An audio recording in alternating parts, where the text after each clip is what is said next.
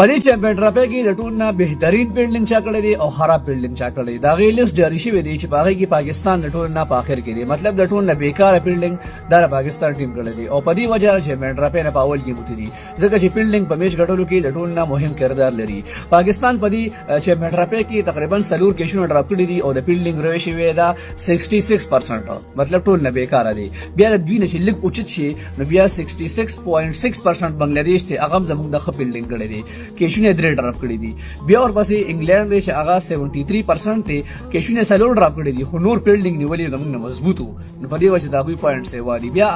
افغانستان 75% ته هغه سلور کېشونه ډراپ کړی دي خو نور د فیلډینګ اغره شوی بنسبت د انګلند او وغیرہ زموږ نه خدا